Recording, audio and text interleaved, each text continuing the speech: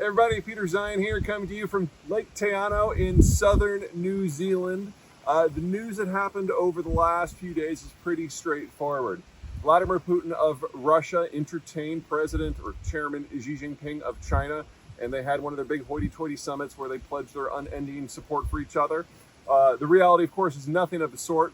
Putin used the magic phrase, strategic partnership, which for the uninitiated sounds really important and like an alliance, but this is the phraseology that the Russians have been using for centuries when they want to say that they want a partnership with a country that they don't trust, and they expect the other country to pay for everything, and they expect to stab that other country in the back at the earliest opportunity.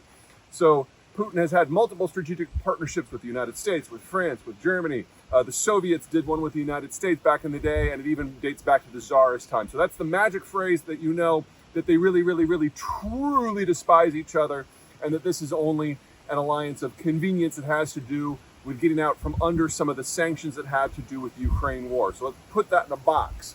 The more important thing is that within hours of leaving Russia, Xi Jinping of China invited the leaders of Kyrgyzstan and Kazakhstan and Tajikistan and Uzbekistan to a summit with just him, not the Russians. Now, the Russians and the Chinese have this security organization called the Shanghai Cooperation Organization. It's kind of billed as a Central Asian NATO. It's really more of a talk shop.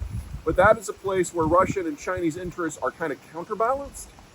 But this is something completely different. This is the Chinese making a naked power play for control of Russia's backyard. Now, for those of you who have been following me for a bit, you know that my rationale for why the Russians are doing this has always been that they're trying to plug certain geographic access points to their lands. Places like Poland and Romania, where other greater powers on the other side of those gaps have historically invaded Russia through.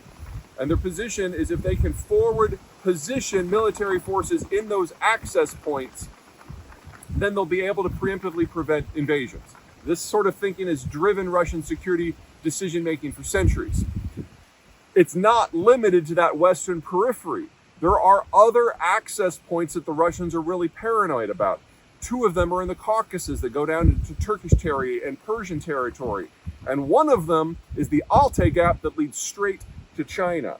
So when the Russians see the Chinese making this sort of naked power play to get on the other side of that gap and position themselves politically, economically, maybe militarily, with countries that are on the wrong side of that line while the Russians are occupied in Ukraine, the Russian mind immediately falls into kind of this revanchist position where they realize that they are now under assault from all possible angles. And this is like the worst case scenario for the Russians. And there's not a damn thing they can do about it because they have completely committed their entire conventional forces to their Western periphery in the war with Ukraine. The gaps that Ukraine approaches, Poland and Romania, those are by far the two most important. Those are the ones where the most of the invasions have come from. But now that the Chinese are actually nibbling on the Eastern periphery, we know that this relationship is now in its dying years because the Russians know the Chinese absolutely cannot be trusted. And I can't say for the rest of it, that's really a realization. Anyway, I'll be keeping an eye on this from the other side of the planet. I'll let you know more when I know more.